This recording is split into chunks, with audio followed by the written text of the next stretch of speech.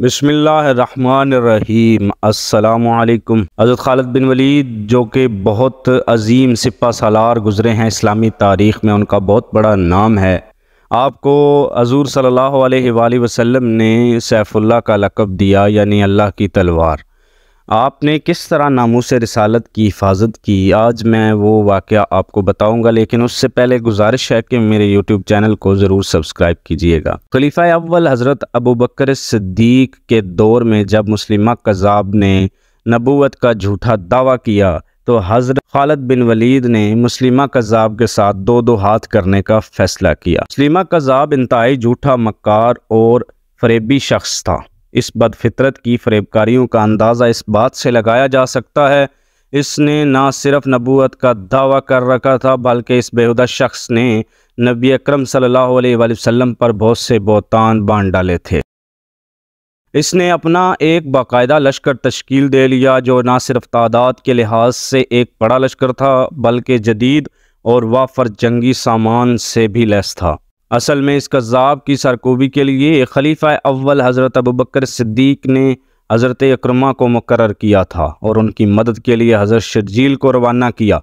साथ ही ये हिदायत की कि हज़रत शर्जील के पहुँचने तक मुस्लिमा कज़्ज़ाब के साथ जंग न छड़ी जाए, लेकिन हज़रत इकरमा ने जोश में आकर हज़रत शर्जील के आने से कबल ही मुस्लिमा कज़्ज़ाब की फ़ौज पर हमला कर दिया। एक तो हज़रत इकरमा के पास फ़ौजियों की तादाद बहुत कम थी, दूसरे वो बहुत ज़्यादा जंगी तजर्बा भी नहीं रखते थे, जिसकी वजह से हज़रत इकरमा को मुस्लिमा कज़्ज़ाब के हाथों शिकस्त का सामना करना पड़ा। बिल्कुल यही गलती हज़रत शर्जील ने दोहराई और हज़रत खालिद के पहुँचने से पहले दुश्मन से जा टकराए। इस लड़ाई का नतीजा भी शिकस्त की सूरत में हुआ।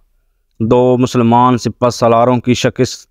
एक तरफ तो मुस्लिमा कज़्ज़ाब और उसके लश्करों के हौसले बढ़ गए थे, तो दूसरी तरफ उसने ये दलील देना शुरू कर दी थी कि अगर वो नाउज़ बिल्ला बरहक नबी ना होता तो हज़रत इकरमा और हज़रत शर्जील जैसे जलील कदर असहाब इसे हरगिज़ शिकस्त ना खाते। इसका नतीजा ये निकला कि सादा लोग इस कज़्ज़ाब के झांसे में आसानी से आने लगे, जिनकी बदौलत इसकी फ़ौजी और सियासी क़ुव्वत बढ़ने लगी। अब इस कज़्ज़ाब के फितने का फ़ौरी ख़ात्मा बहुत ज़रूरी हो गया था।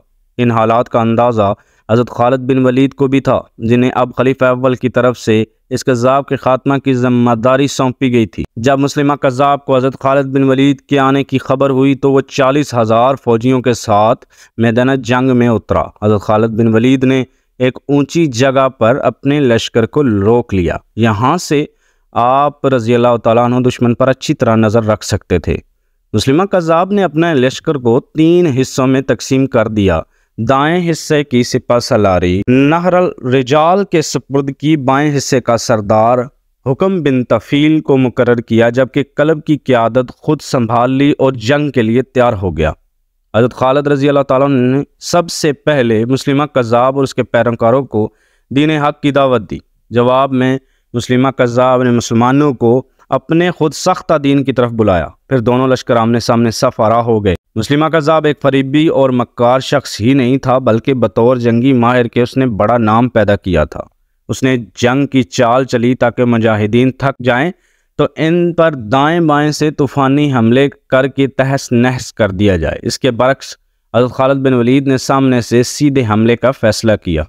ताहम आपने भी अपने लश्कर को 3 हिस्सों में तकसीम किया।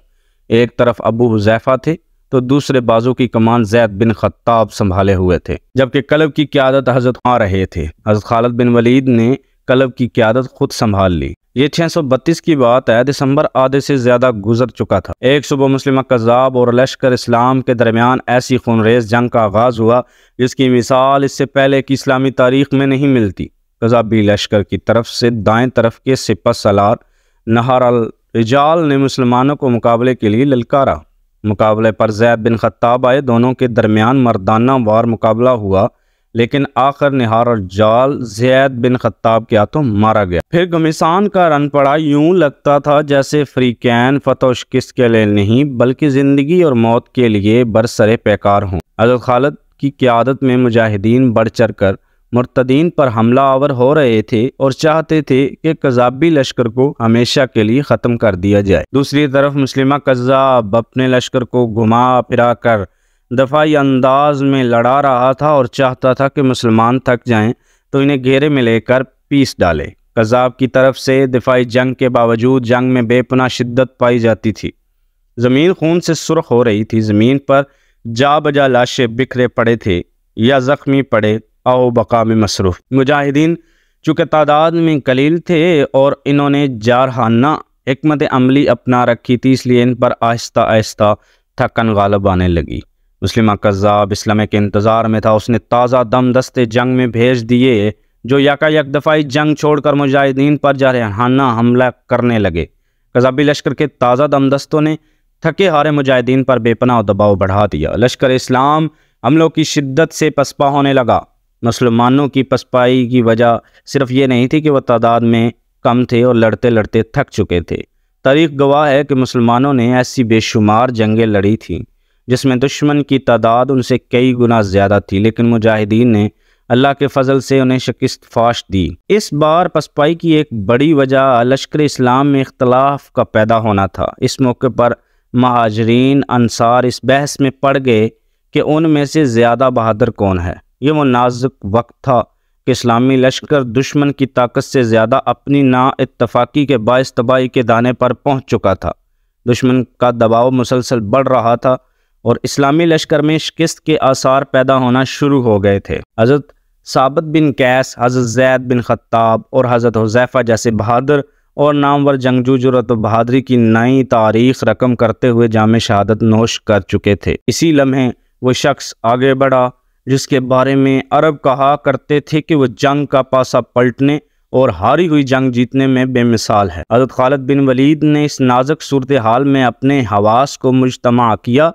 फिर महाजरीन और अंसार की बहादुरी का झगड़ा यूं निपटाया कि महाजरीन का लश्कर अलग बना दिया, अंसार का लश्कर अलग, बल्कि तीसरा लश्कर बुद्दुओं का तश्कील दिया और फरमाया कि अब साबित करो कि तुम में से अल्लाह के ज़्यादा करीब कौन है।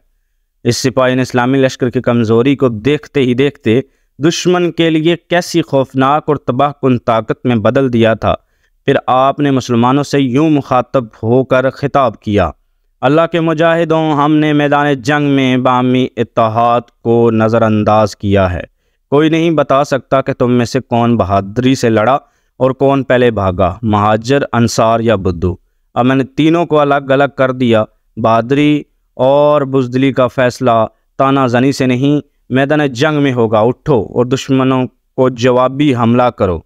अगर एक गिरोह पर दुश्मन का दबाव बढ़ जाए तो दूसरा उसकी मदद करे। हमें आज साबित कदम रहना है। मुस्लिमा की नबूवत झूठी है, याद रखो। अगर आज हम शिकस्त खा गए तो झूठी नबूवत तुम पर मुसल्लत हो जाएगी। हम मुस्लिमा के ग़ुलाम और हमारी औरतें मुर्तदीन की लौंडियाँ होंगी। हज़रत खालिद बिन वलीद के ख़िताब के बाद तमाम लश्कर ने कसम खाई कि वह आखिरी दम तक दुश्मन से लड़ेंगे। हज़रत खालिद बिन वलीद के ज़हन ने सूरत हाल का तज्ज़िया किया तो एक ही बात समझ में आई कि जब तक मुस्लिमा कज़्ज़ाब नहीं मारा जाता दुश्मन को हराना मुहाल है। हज़रत खालिद ने पलट कर मुजाहिदीन को यकदम हमला करने का हुक्म दिया और ख़ुद मुस्लिमा के मुहाफ़िज़ दस्ते पर टूट पड़े। मुस्लिमा के मुहाफ़िज़ों का हल्का हज़रत खालिद की तलवार ने तहस नहस कर दिया। दुश्मन पलट कर भागा। मौरख़ीन के मुताबिक ये लड़ाई इस कदर खूनरेज़ थी कि जिस घाटी में ये लड़ी उसका नाम खून की घाटी पड़ गया। मुर्तदीन की एक बड़ी तादाद ने भागकर हदीक़तुर रहमान नामी बाग में पनाह ले ली। यह किला नुमा वसी और अरीज़ बाग था जिसका दरवाज़ा बेहद मजबूत था। हज़रत खालिद मुजाहिदीन के साथ दुश्मन का ताक़ुब करते हुए इस बाग के दरवाजे तक जा पहुँचे और सोच रहे थे कि मजबूत दरवाजे को कैसे खोला या तोड़ा जाए। इस दौरान में एक बहादुर सिपाही बिरा बिन मालिक आगे बढ़ा और इसने इसरार किया उसे बाग के अंदर फेंक दिया जाए ताकि वह बाग का दरवाज़ा खोल दे। जब बिरा का इसरार हद से बढ़ा तो इसे बाग की दीवार पर चढ़ा दिया गया। उस अल्लाह के सिपाही ने अंदर कूद कर दर्जनों दुश्मन सिपाहियों का घेरा तलवार के जोर पर तोड़कर बाग का दरवाज़ा खोल दिया। फिर इस्लामी लश्कर सैलाब की मार इस बाग में दाखिल हो गया। यहाँ मुर्तदीन इस कसरत से मारे गए कि इस बाग का नाम ही हदीक़तुल मौत पड़ गया। अब मुस्लिमा कज़्ज़ाब को अपनी मौत साफ नज़र आ रही थी।